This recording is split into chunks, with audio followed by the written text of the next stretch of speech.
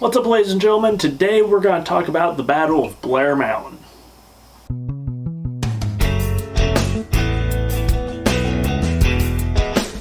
So several months ago when I did the episode on the Matewan Massacre in Sid Hatfield, I said that it was probably one of the pivotal moments that eventually would lead to the Battle of Blair Mountain. But there are some other key instances that eventually would lead to the Battle of Blair Mountain. Those things being the use of scrip, the Matewan trial, and martial law being declared in Mingo County. So first of all, let's start with scrip. What made it so devastating for these Union miners to be kicked out of their company housing was the fact in most of these small towns they were paid in a kind of currency known as scrip. That is essentially currency that is developed by the company and only redeemable at company stores. So whenever these people were evicted out of their houses and fired, even if they could make it to the next town over on foot, their money would be absolutely worthless. In fact, in a lot of these towns, it was illegal. You could essentially get arrested or fired for having United States legal currency. Now, what this led to would be shanty towns and tent colonies outside of several of these small towns that were inhabited almost exclusively by fired and evicted miners and their families. Now, what would happen at this time is mine guards and private detectives would be sent to these shanty towns and tent colonies to try and push these individuals further down the road, which would lead to more violence and more shootouts. And you might be thinking, okay, well, why didn't they just take legal action against these individuals? For this, we're going to have to talk about the trial of the Matewan Massacre itself. And the aftermath of the Matewan Massacre, 7 Baldwin Felt detectives and 3 citizens of Matewan had been killed in this shootout. Now, 2 of the detectives killed had been brothers to the founder of the Baldwin Felts Detective Agency. Now, he was very outraged by this act. They had tried bribing Sid Hatfield, they had tried intimidating Sid Hatfield, they had tried killing Sid Hatfield, but he had evaded all these attempts, and now they were going to try and do battle with him in the court systems. And they took basically any means necessary in order to do this. They tried paying off witnesses and jurors, they hired some of the best lawyers that they could. They even outed a spy that had been working within the United Mine Workers of America in order to give a testimony against Sid Hatfield. At the end of the day, though, Sid Hatfield and the 15 or so other individuals that were brought in on charges were all acquitted. The southern counties were super sympathetic to all these miners. Really, the last option they had was to convince the governor to place some of the southern counties under martial law. At this point in time, the governor was a guy named Morgan, and he was deep in the pockets of a lot of the mine operators. So for a stack of money, he'd be more than willing to place Mingo under martial law. Now, initially, the martial law had been overseen by federal troops. Later, Mingo County would be placed under martial law again, and this time it would be overseen and enforced by the mine guards and the state police, some of the same people who had initially instigated the violence against the Union miners. By being under martial law that was being overseen by individuals who were in the pockets of the mine operators, 100 or so miners had been placed under arrest without ever being formally charged with crimes, offered bond. They were basically having both their constitutional rights and Miranda rights violated on pretty much a daily basis, and this didn't set well for a lot of people. On top of that, Sid Hatfield had become somewhat of a working class hero. He had become kind of a legend among a lot of individuals, not just in the United Miners Union, but in other unions across the United States. And this would ultimately lead to his demise. On the 1st of August, 1921, Sid Hatfield was summoned to stand trial for crimes he committed allegedly So on August 1st, as he made his way up the courthouse steps, he realized that he was flanked on both sides by Baldwin Felt detectives. He went to, give him a quick little wave, and they opened fire on him and friend Ed Chambers, killing him in broad daylight on the courthouse steps in front of their wives. This angered a lot of people. Now, this was reason for the Baldwin Felts to celebrate. They had essentially gotten rid of one of their main nemesis in southern West Virginia. But Sid Hatfield and Ed Chambers were buried as heroes. Thousands of people turned out for their funerals, and flowers and other gifts came from across the nation. On the 7th of August, there was a rally in Charleston at which Frank Keeney and Fred Mooney, two Union leaders, met with the Governor Morgan, to discuss the demands of the Union and miners to try and stop the use of martial law in Mingo County and to formally convict the Baldwin Felt detectives who had killed Sid Hatfield.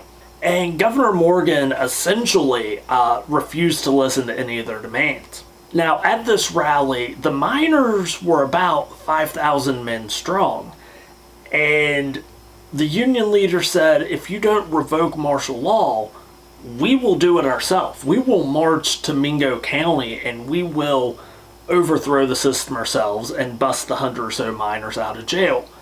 Governor Morgan essentially told them, well, if that's what you want to do, go ahead and try it. And this kicked off the first march to Mingo. Now, it's important to remember that the Battle of Blair Mountain didn't happen immediately after.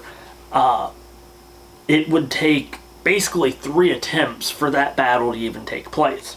You might be wondering, why was the governor willing to let these miners attempt a march on Mingo? Why wouldn't he try to negotiate in some shape or form to keep it from happening? For that, we're going to have to discuss the man known as Don Chafin. He had bought thousands of rifles, dozens of machine guns, tens of thousands of rounds of ammunition, funded his own private air force, and conscripted a minor army for the most part. Essentially, once he had picked out his officers out of his group of deputies and stuff, he had sent them around Logan County to inform the general populace that whenever that fire whistle blows, if you don't come down to the courthouse and grab a rifle and ammo and head to the lines of trenches and breastworks I have built on the Boone-Logan County line, you will be fired. Or you will go to jail. Or you will be beaten. Basically, nothing good would come out of anyone that had been conscripted to this Logan Defender army if they did not take part in this impending battle that he foresaw. Upon leaving the capital, the governor had contacted Washington, D.C. to demand the intervention of federal troops. Instead of sending a large amount of federal troops, they sent one General Harry Bandholtz, a veteran of the American-Filipino War and World War I. Upon arriving in Charleston, he demanded to meet with Keeney and Mooney in order to discuss them encouraging the miners to march. Basically, he threatened them that for every single crime committed during this march, for every murder, for every assault, for every theft and piece of property damaged, they would be held as conspirators. To which the Union leaders decided we need to have a talk with some of our boys ASAP. So that's what they did. They gathered up a bunch of miners and said, hold up, this is the ultimatum that we were given, don't do it. And a lot of the miners went, okay, fine, we won't march. Within about 12 hours, and because of some things that were said by a Union official known as Bill Blizzard, a bunch of the miners agreed that probably the Union officials just said that to keep themselves out of trouble. They definitely didn't mean it. And with that, the march was back on. With the march being back on, the Logan defenders were called to the front lines, being the Logan-Boone County line where Blair Mountain is located, and General Bandholtz decided to meet with the minor army himself. One guy confronted between 10 and 15,000 miners to tell them to go home. Like, this guy is ridiculous. Essentially, he confronted the army and told them that at the end of the day, despite his rank, he was essentially just a soldier, and soldiers obey orders. His orders were that if the marchers did not go home, he was to bring in federal troops to stop the march. He also told them that if they chose to continue marching, he would be forced to bring the full power of the United States military down upon them. Many of these men had served in World War I. I mean, a lot of them even showed up in their old World War I uniforms. So a lot of them knew the force that the United States military could pack. And seeing that they would essentially be fighting a two-front war against both the Logan defenders and the federal government, and any action that they took against that military would just ramp up the intensity of the conflict, they agreed to go home. Now, some of the men did ask Bandholtz if he would step in and oversee martial law in Mingo County, and essentially he said, those weren't my orders, I'm just here to do the orders I was given, and did an about-face and went home. And just like that, for the second time in a matter of days really, the march on Mingo had been called off. Again. And you might be thinking at this point, well, when did the Battle of Blair Mountain actually take place? Okay. Within a couple of days after the march being called off for a second time, a group of state troopers, private detectives, and mine guards assembled in order to raid and arrest some high-profile individuals in southern West Virginia. Now, pretty quickly, this raid would also fail, with these enforcers not just being seen, but eventually a shootout would take place that would leave 2 miners dead. And this was different. This wasn't a gunfight in some street somewhere. This wasn't a gunfight taking place away from families. This was a gunfight taking place where these miners called home, in full sight of their wives and children. This really angered them. They had basically stepped down twice. They had went home twice during this march to Mingo.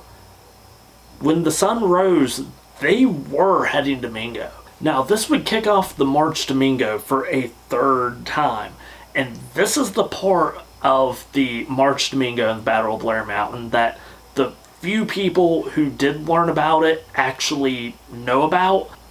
Now, on August 28th, these two forces would finally clash. The Logan defenders, which numbered about 3,000 individuals, and the Union miners, which numbered somewhere between 10 and 20,000. Now, what's amazing about the miner army is just how quickly they are able to develop themselves into a coherent fighting force. Chafin had been developing this private army for months. These miners got together, and within a week or so, they were using some pretty decent tactics. They were using sentries and passwords to make sure the ranks weren't being infiltrated by spies. They had set up supply lines. They were hijacking trains in order to move people to and from the battlefield quicker. They had set up makeshift hospitals.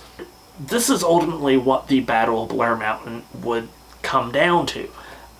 A much smaller but much more coherent and better armed fighting force versus essentially a much larger fighting force that wasn't well equipped and wasn't as well led.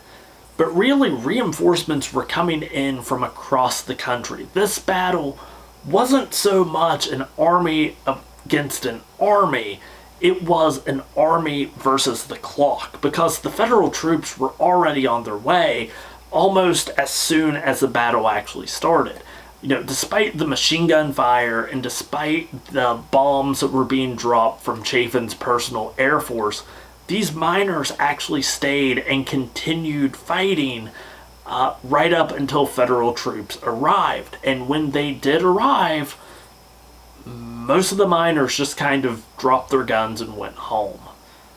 In fact, when it was all said and done, only about 1,000 miners were ever arrested, and none of them were actually ever found guilty of any crimes.